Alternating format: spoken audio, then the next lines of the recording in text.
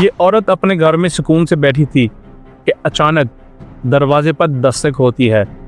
वो हैरानी के साथ दरवाज़ा खोलने के लिए उठती है, लेकिन जैसे ही वो दरवाज़ा खोलती है उसकी आंखें खौफ और उलझन से फैल जाती हैं। उसके सामने एक जोकर खड़ा था, जिसने सर्कस के जोकर का मुकम्मल लिबास पहन रखा था। इसके हाथों में रंग बिरंगे गुब्बारे और खुशनुमा फूल थे। जोकर इस खातून को देखकर मुस्कुराता है और उसके बाद वो खामोशी से गुब्बारे और फूल उस औरत के हाथ में थमा देता है। लम्हा भर के लिए सब कुछ नॉर्मल लग रहा था। फिर जोकर अचानक अपनी जेब से पिस्तौल निकालता है और सीधा उसके चेहरे की तरफ करके बगैर किसी सवालों जवाब और हिचकिचाहट के ट्रिगर दबा देता है, जिससे वह औरत जान की बाजी हार जाती है। अब सब लोग ये सोच रहे होंगे कि जोकर ने इस खातून को क्यों मारा और ये गेटअप उसने क्यों अपनाया। अगर उसे मारना ही था तो किसी और तरीके से भी मारा जा सकता था। इस सारे जुर्म के पीछे एक लंबी कहानी है जो हम आपको आज की इस वीडियो में बताएंगे। इस कहानी की जड़ें असल में एक दूसरी औरत से जुड़ी हुई हैं, जिसका नाम शीला है। शीला एक 27 साल पुरकशिश और खुदएतमाद खातून थी, जो पुरानी कारों की डीलरशिप पर काम करती थी। उसका काम वो गाड़ियाँ जब्त करना था जिनके मालिक किस्तें अदा नहीं कर पाते। वो अपने काम में इतनी माहिर थी कि उसकी काबिलियत ने कंपनी के मालिक माइक को उसका गिरवीदा बना दिया। दोनों के दरमियान इब्तदाई रस्मी गुफ्तगू आहिस्ता आहिस्ता गहरी होने लगी और फिर वो एक दूसरे के करीब आते गए। माइक शीला के लिए दीवाना हो चुका था, जबकि शीला भी उसको चाहने लगी थी। माइक न सिर्फ उसके साथ वक्त गुजारता बल्कि उसके अपार्टमेंट का किराया भी देना शुरू हो गया।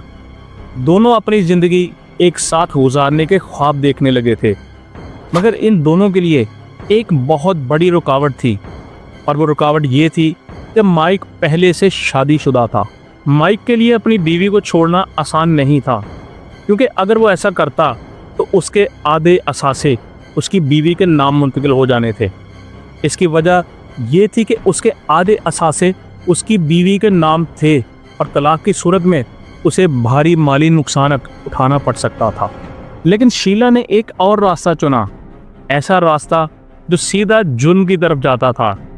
एक रात शीला एक कॉस्ट्यूम स्टोर पर गई और वहाँ से एक जोकर का लिबास, एक नारंगी रंग की विग, मेकअप और एक सुर्ख रंग की जोकर वाली नाक खरीद ली। माइक की बीवी, जिसका नाम मार्लिन था, वो एक दिन अपने बेटे के साथ घर में बैठी थी कि अचानक दरवाजे पर दस्तक हुई। मार्लिन ने दरवाज़ा खोला और सामने एक जोकर खड़ा था, हाथ में रंग बिरंगे गुब्बारे और ताज़ा फूल लिए हुए। मार्लिन ये देख के हैरानी से मुस्कुराई, शायद ये कोई सरप्राइज़ हो, लेकिन अगले ही लम्हे वो खुशफहमी खौफ में बदल गई। जोकर ने पहले तो नरमी से गुब्बारे और फूल मार्लिन के हाथ में दिए, मगर फिर अचानक अपनी जेब से पिस्तौल निकाली, सीधा उसके चेहरे पर तानी और बगैर किसी झिझक के गोली चला दी। मार्लिन पर हमले के फ़ौरन बाद उसके बेटे ने घबराहट में 911 पर कॉल की। एम्बुलेंस तेज़ी से उनके घर पहुंची और फौरी तौर पे मार्लिन को अस्पताल ले जाया गया। डॉक्टर्स ने भी बगैर किसी इंतज़ार के उसे वेंटिलेटर पर डाल दिया, मगर 2 दिन बाद डॉक्टर्स की तमाम कोशिशें बेकार साबित हुईं और मार्लिन ज़िंदगी की बाजी हार गई। पुलिस ने फौरी तौर पे तफ्तीश का आगाज़ किया ताकि इस अंधे कत्ल का सुराग लगाया जा सके, मगर पुलिस के पास वाहिद मालूमात यही थी कि हमलावर जोकर के लिबास में मलबूस था और उसका कद 6 फीट के करीब था। इब्तदाई तौर पे पुलिस का शुबा मार्लिन के शौहर माइक पर गया, मगर जल्द ही पुलिस का ये शक दूर हो गया, क्योंकि पुलिस को बताया गया जिस दिन ये सब कुछ हुआ उस दिन माइक अपने दोस्तों के साथ रेस ट्रैक की तरफ जा रहा था। ताहम जब पुलिस ने मज़ीद खोज लगाई तो एक नया इंकशाफ सामने आया, और वो इंकशाफ ये था कि माइक का अपनी मुलाजमा शीला के साथ गहरा ताल्लुक़ था। मार्लिन के कत्ल में ये एक अहम मोड़ था। इस इंफॉर्मेशन के बाद पुलिस ने तमाम मुकामी कॉस्ट्यूम शॉप्स पर जाकर तफ्तीश करना शुरू कर दी, और पुलिस जल्द ही एक ऐसी दुकान तक पहुंच गई जहां से हाल ही में एक जोकर का लिबास फ़रोख्त हुआ था। सवालों जवाब के दौरान दुकान के मुलाजिम ने पुलिस को बताया वो लिबास एक खातून ने ख़रीदा था और उस खातून का हुलिया शीला से मिलता जुलता था। इस मालूमात ने शीला को शक के दायरे में ला खड़ा किया और पुलिस इस हवाले से तफ्तीश करना शुरू हो गई। इस दौरान पुलिस को एक खाली पार्किंग लॉट में कातिल की फरार होने वाली गाड़ी भी मिल गई। जब गाड़ी की तलाशी ली गई तो उसमें से नारंगी रंग की विग के कुछ बाल और भूरे रंग के इंसानी बाल बरामद हुए। अब पुलिस के पास मजीद सबूत आ गए थे। इसके बाद पुलिस ने शीला के अपार्टमेंट की तलाशी के लिए वारंट हासिल किया और वहां से भी उन्हें जोकर की विग के बाल और भूरे रंग के इंसानी बाल मिले। मगर मसला ये था कि इस वक्त बालों की मौजूदगी किसी को मुजरिम साबित करने के लिए काफ़ी नहीं थी, इसलिए पुलिस शीला को गिरफ्तार करने से कासर थी। यहाँ कहानी में एक और हैरानकुन मोड़ आता है। जब पुलिस ने माइक के कारोबार को खंगालना शुरू किया तो उन्हें अंदाज़ा हुआ कि वो सिर्फ एक आम कार डीलरशिप नहीं चला रहा था, बल्कि वो बड़े पैमाने पर धोखाधड़ी में मुलव्वस था। वो गाड़ियों के जो मीटर हैं उनको घुमाता, जाली टाइटल बनाता और अपने कस्टमर्स को चक्कर देता। इन संगीन इल्ज़ामात की बुनियाद पर पुलिस ने माइक को गिरफ्तार कर लिया।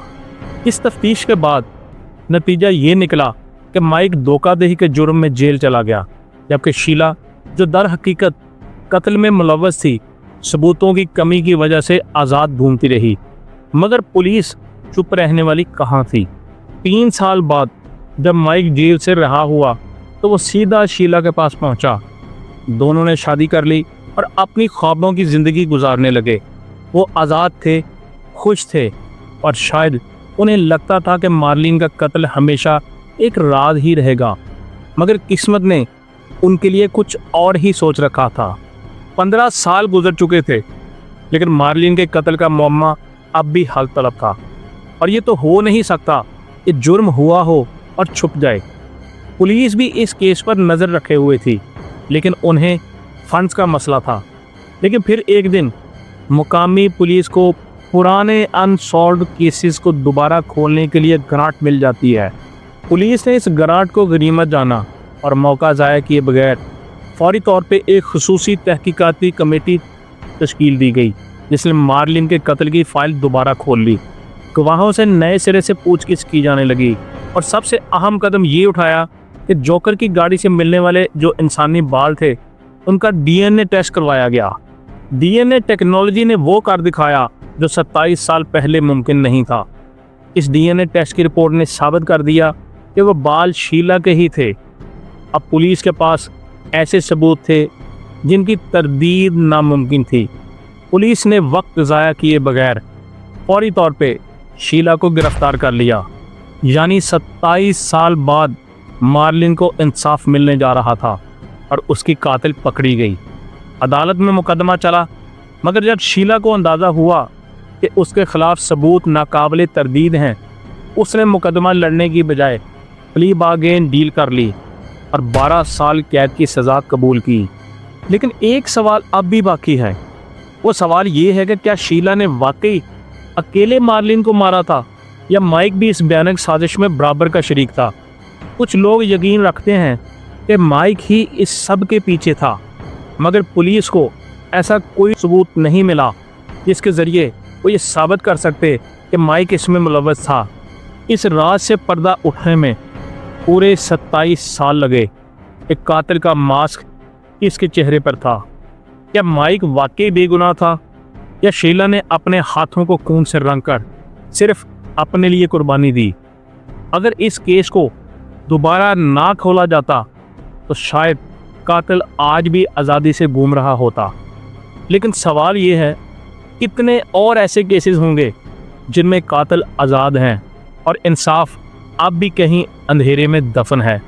क्या आपके नोटिस में भी ऐसा कोई केस है? तो हमें कमेंट बॉक्स में ज़रूर बताइएगा। हम कोशिश करेंगे कि उस पर भी हम एक रिपोर्ट बनाएं।